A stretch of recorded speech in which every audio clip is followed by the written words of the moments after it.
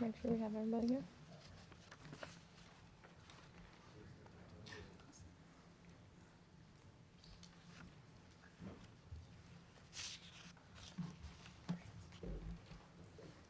Come on.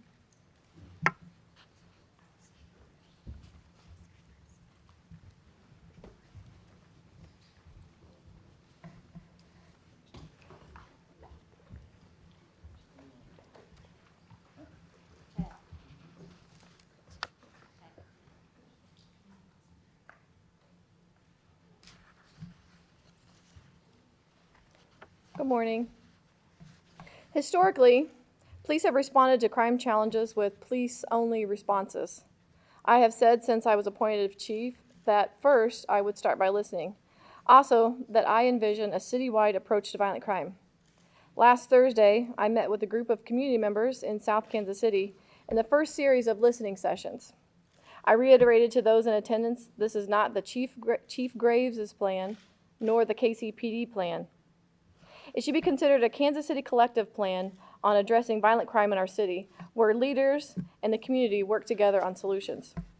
Everyone in Kansas City should care about violent crime, and we all have to work together to stop it, to make our city safer. Standing with me here today is the embodiment of that citywide approach. I would like to introduce KCPD Deputy Chiefs Luis Ortiz and Joseph Mabin, City Manager Brian Platt, U.S. Marshal Western District of Missouri, Scott Sealing, and Supervisor Michael Stokes, ATF Special Agent in Charge Bernard Hansen, FBI Special Agent in Charge Charles Dayub, Kansas City Crime Commission President Rick Armstrong, from the Ad Hoc Group Against Crime, Pastor Brandon Mims, from Mothers in Charge, Rosalind Temple, from KC Common Good, Carly Mitchell, from the Center for Conflict Resolution, Karen Slaughter, from the Maddie Road Center, John Fierro, from the neighborhood, Pat Clark, and those who will be speaking today, Jackson County Prosecutor Jean Peters Baker, from Partners for Peace, Melissa Johnson, City Councilwoman Raina Park Shaw. We have Director of Public Works Michael Shaw. Speaking on his behalf will be City Manager Brian Platt and KCPD Major Kari Thompson. These partners and many more, and KCPD have been very intentional over the last month, working together to reduce violent crime near 35th and Prospect. And this came on the heels of a violent 3-day stretch where multiple people were shot, some of whom lost their lives. Yesterday and today, we expanded our efforts to other areas of the city using the same model. We started this week, KCPD, along with our partners here, with a violent crime reduction initiative. We have been out in our neighborhoods. One of our goals is to show the community we see criminal activity happening in their neighborhoods, and we are responding to help. Also, that we see other concerns affecting the quality of life in their respective neighborhoods. KCPD and our partners are out in our neighborhoods talking with community members, offering resources. KCPD will also be following up on active warrants and making contact with residents in the area of locations identified where violent crime is occurring, and even in areas where serious crashes are prevalent. An emphasis will be on community outreach and enforcement of violent offenders in an effort to deter and decrease violent criminal activity, making Kansas City safer. In choosing where to focus these efforts, we applied a place-based analysis to determine the issues affecting Kansas Cityans' day-to-day quality of life and safety. We know areas where violent crime takes place are oftentimes where there are citizen-generated reports to the city of needs for services. Through 311 city data, we know where people report potholes, abandoned houses, trash, and other blight. This correlation is why it's so important to involve all of our community partners here. Together, along with residents in Kansas City to feel proud of their neighborhoods and safe in their homes. This initiative will be a model for crime reduction strategies moving forward. I would like for our partners to tell you more about the collaboration. Now is Jean Peters Baker from the Jackson County Prosecutor's Office. Good morning, everybody. I'm Jean with the Prosecutor's Office. It's good to be back. Anyway, it's very good to be with this group, such a broad group of individuals that all have the same mission. And when you have the same mission, you have the same core mission of reducing harm. finding ways to reduce harm, you can have a lot of good that can come from that. So that's why I'm here, because I share that mission. I share the focus of how we can improve our city, how we can make this place safer. So one of the things that I did as part of a group effort yesterday was engaging in custom notifications. Some of you will remember those were something we started doing again under interim Chief Joe Mabin. And it came from our old NOVA days of just going out in the community and trying to talk to people about acts of violence that we knew were occurring. But we couldn't quite get a case around that. So our goal was, how can we stop those acts from occurring? How can we stop future acts of retaliation from occurring? And so I was part of a small team that did that work yesterday. I think it's important for me to actually have my boots on the ground as well and do that kind of work, walking up to people's doors and seeing who might be willing to engage, who might be willing to talk to you. And one of the key things I've learned is in this job is when you approach somebody, no matter who they are and where they are from and what their life experiences are, if you approach them with a degree of humility and understanding and a desire to want to know them, the door generally opens to you. The dialogue generally opens. So that's how we approached yesterday, with a little multidisciplinary team of a prosecutor, police officer, and social worker, so that we could see what services perhaps we might be able to offer those who are really in need and want to get off this path that they're on. And while we need focused arrests and prosecutions, that is part of this strategy. It's needed because sometimes you have to remove individuals from our community that are causing so much harm and so much damage. But this model alone, I wish it would work, but it doesn't. Not alone. Not alone. So we can't solve this problem of violence just by being tougher and tougher and tougher. Toughness is needed, but arrest and prosecution cannot be where the story begins and where it ends. So while all of us seek to do our work more fair, more evenly, we really want to be very focused on those who cause harm in this city. So we're engaging also in this help model, which also came about during those NOVA days, of how might we also engage and offer help. We've learned a lot from those early days of KC Nova of how to actually offer help, who to engage in that effort with us. And it's part of our overall strategy to prevent and reduce violence, combat violence in this community. So I'm really grateful to be part of this team. I'm really grateful that all of you are here, that you've heard a little bit about what we've done in the last few days, but also know this is just the beginning of not a new collaboration, but probably one that's being restarted at the helm of Chief Graves. I'm really grateful to be here. So with that, I'll turn it over to who's next, Chief. Next is Melissa Johnson from Partners for Peace, which is out of Mayor Lucas's office. Good morning, everyone. As Chief Graves stated, my name is Melissa Johnson, and I currently serve as Mayor Quentin Lucas's Director of Public Safety. And unfortunately, the mayor could not be here with us today, but his office is honored to stand with Chief Graves and all of the other aforementioned partners for this coordinated effort to remove dangerous offenders off of our streets and restore hope to some of our most vulnerable neighborhoods. Partners for Peace is a collaboration with the City of Kansas City Police Department, Jackson County Prosecutors Office, Combat, and dozens of organizations that utilizes real-time police intelligence to connect those imminently at risk of committing violence to restorative social services, the help that Jean Petersbaker was just talking about. We offer everything from grief and trauma counseling, livable wage job training and opportunities, rent and utility assistance, free legal assistance, and mentorship, amongst other offerings as well. And while I am very, very proud to stand here with everybody behind me today, I am most proud to stand with all of you watching, because a true collaborative effort requires the participation of every single Kansas City resident that is ready to say enough. Enough mothers have lost their children of all ages. Enough people are too scared to walk around their own neighborhoods. And enough of living in constant fear that violence may land at your doorstep or affect your family. So yesterday, in partnership with the Community Engagement Division of the Kansas City Police Department, we handed out these pamphlets to as many homes and as many people that were willing to engage with us. So if you see something, say something. If you know that someone has fallen on hard times and may be at risk of committing criminal activity, have them call Partners for Peace.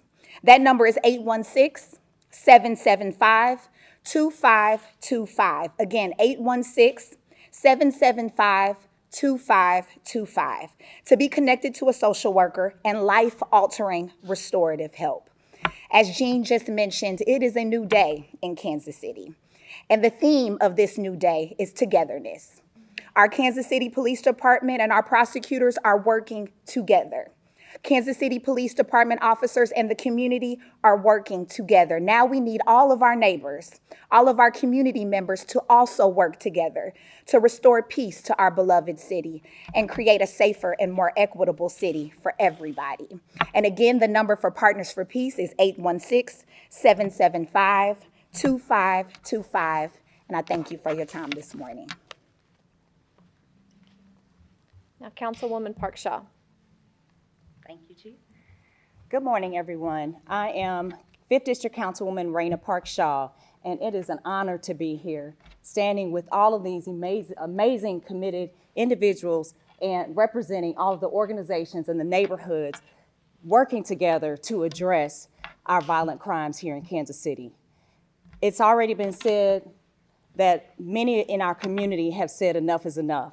Well, a few months ago, Kansas City City Council said enough is enough. And we made a historical investment of $30 million over the next 5 years to prevent violence, to prevent the root causes of violence. And we just started about the beginning of May, so a couple of weeks ago, really trying to work aggressively under the leadership of City Manager Brian Platt to get those dollars out into the community, into those grassroots organizations' hands who have been instrumental in having success in reducing violent crimes, but didn't have the capacity to expand. And so I will caution you or ask you to look over the next several weeks for additional RFPs that will be out on the street as we are working diligently to make sure that those dollars get out into the community, the neighborhoods, the faith groups, the small businesses that are working in the community to address this. This collaboration is huge for Kansas City, as we are unfortunately seeing unprecedented numbers. We were on a track of having our worst year yet, but I am confident that with all of us partners working together, that we will make an impact on our violent crimes and homicides in Kansas City. And I have to applaud the chief for bringing all of us together. Thank you so much, first of all, for listening to the community, and thank you for acting on it. The Kansas City Council, and I have to acknowledge my colleague, Kevin O'Neill, who is here with me today. The Kansas City Council is listening as well. We know across our city, we have the #1 priority that individuals are listing in every district is they want safe, thriving neighborhoods. And we are committed to doing that, which is why this intense focus on doing things like making sure that we address the blight, the land bank properties, making sure that they're mowed, making sure that those abandoned properties are torn down, making sure that we're fixing our sidewalks, fixing our streets, a myriad of items that these neighborhoods really needed all along. But we now are focused on making sure that we can address the specific issues in those neighborhoods, because the beauty about this program is that it focuses on improving the areas, because I think data shows that crime happens in areas where people think nobody cares. Well, we're here to show that we do care, and us working together to ensure that the city departments are working together, focused on all of those issues that have plagued our neighborhoods for years. These neighborhoods where we see the violent crimes, the highest amount of violent crimes, will get the attention that they have been asking for and the attention that they deserve in a focused manner. So I'm so glad and honored to be here today and to be a part of this team, and look forward to seeing our improved statistics over the months to come. Thank you. City Manager Brian Platt. Thank you, Chief. Thank you, everyone. Studies show that the neighborhood environment directly affects the propensity for unwanted activity. And so on the city side, we're doing what we can to make sure that our neighborhoods and our streets and our communities look and feel safe and comfortable. We're replacing all of our 90,000 streetlights in this city with LEDs, which provide better lighting. We're focusing that in areas of high crime and unwanted activity. We're planting 10,000 trees over the next 3 years. We're resurfacing a record amount of streets and filling potholes like we never have before. We're repairing sidewalks like we never have before.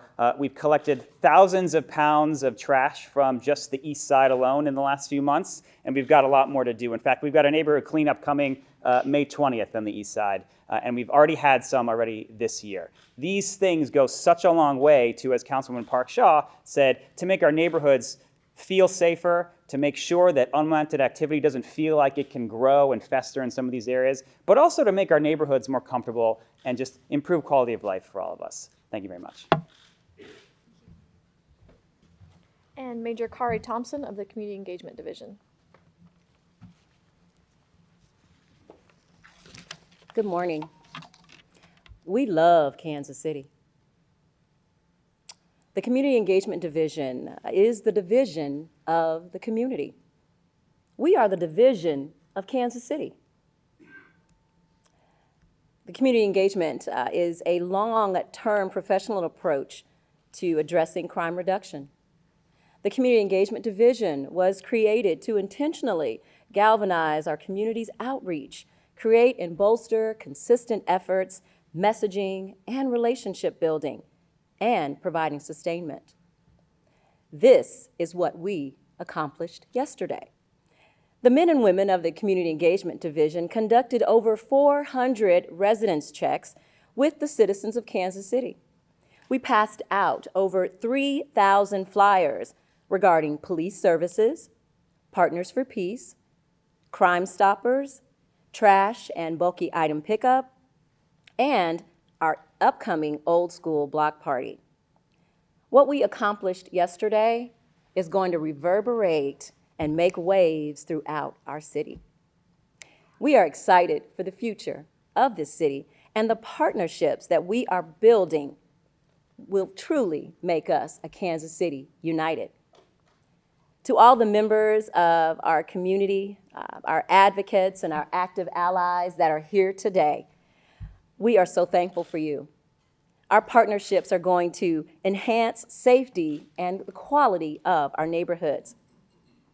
So those partners here today and those that are out in our city doing the work of our communities, we want to thank you for your love of our neighborhoods.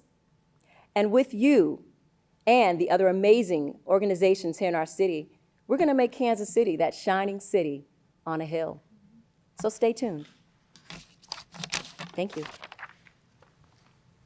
Thank you. A recap of the results and activity from the first few days of this initiative will be summarized in a news release to follow, and we are open for questions.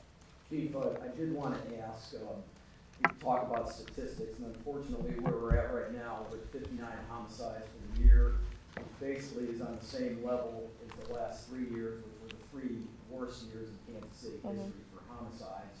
What would you say to folks in the community that have probably a healthy level of skepticism that, what are you really going to be able to do to make this number change? I'm sure that there is skepticism, especially with the numbers that we're looking at now, but this is our gesture, all of us standing up here to say we are committed to reducing violent crime in Kansas City, and this is our request for all of us to work together, like everyone in the community. It's going to take, and I've said this before, if one life is lost by violent crime in Kansas City, everyone should be concerned, and everyone should ask themselves, how are they helping be a part of stopping violent crime in Kansas City? And then from the crime stopping standpoint, based on your own numbers, it looks like you have a 51% clearance rate with homicides, which means basically half of the people that have committed these crimes, at least at this point, are getting away with it. So that doesn't seem like a terribly good deterrent. Well, I wouldn't say that they're getting away with it. I would say that those cases are in progress, and we are working towards solving and clearing those cases. Even though that percentage may say 51%, that doesn't mean that we don't have active cases that are either being compiled as we speak, things being tied up, and all of that information being put in for a case file that is at its most successful point of prosecution. Do you have enough people to work on this stuff? I know that I you could, can, right? the KCPD is short-staffed, but we're doing the best with what we have. And what we do have are a group of dedicated men and women that are invested in the betterment and safety of our city. I have to ask this question because you mentioned skepticism. So what He was mentioned the magic skepticism. number that came up to get all these groups together? We got 59 homicides. We got over 1,000 aggravated assault. What was the magic number at 59 and over 1,000 that came up with this entire group and not 2 homicides or 1 homicide or 1 Okay, I'm ready to aggravated answer. assault and put the group together? Yes. The answer to that is, we have been doing this a bit behind the scenes. This week was a violent crime initiative that we've done, or that we felt like it was needed because of we are seeing the rising numbers. But a lot of this work has been going on. It's been going on, and we've been having conversations and bringing this group together since I came into this position. We've all existed in our own agencies. We all have worked together. We'll continue to work together. This is just a culmination of the last several months of us planning, working together, and figuring out exactly what the best strategy is to reduce violent crime in Kansas City. And here we are standing before you. But it's not just us. Like Prosecutor Jean Peters Baker said, it's not going to take. It's going to take more than us. It's going to take the community working with all of the partners that you see here to really make an impact on violent crime. So if everybody's been doing this, why hasn't it been working? Well, I would ask, that's what we're doing, is coming out to the community and also asking the community what we can do to help stop violent crime. So in regards to KC 360, which was rolled out end of 2022, first part of 23, Omaha closed out 2022 with 39 homicides and an 87% close rate. How soon can we see results from KC 360? We're 5 months into this. Where are we at and what do we look like? Yeah, so do you want to talk about KC 360? Okay. Okay, so we are working with 360. We are working with all of our community partners to include Partnering for Peace, or Partners for Peace, and seeing what the best response is going to be. And you have just like you have a big response. It's right here. We didn't get here overnight, and we're not going to untangle all of this for, I could say, some months to come. But we are showing Kansas City, you have invested community partners right here to help out, whether that be like what Melissa Johnson said about some of the opportunities for us to help, but also you have KCPD for enforcement, some of the community partners behind us. We are here for that collective Kansas City approach to violent crime. This right here is just to tell everyone, just to show everyone, we've been doing this work behind the scenes over the past couple months, but this is us coming together and showing the city, we're here, we're committed, we see you, and we're responding.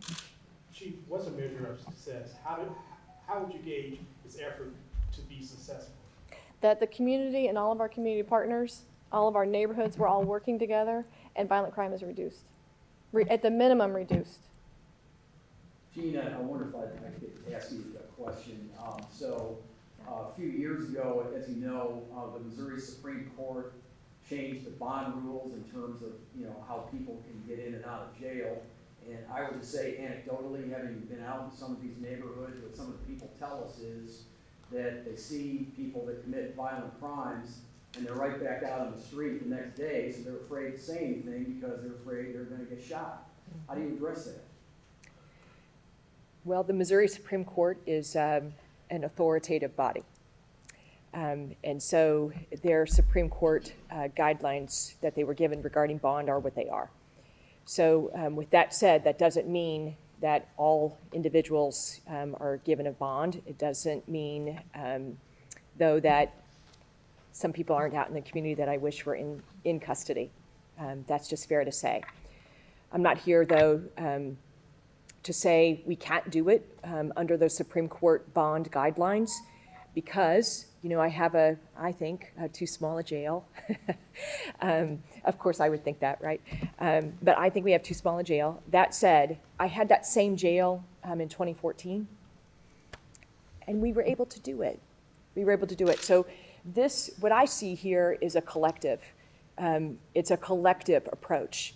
And we took a lot of lessons out of our successes and our failures, you know, when we tried a collaboration before. We had great success. We had a hard time hanging on to it.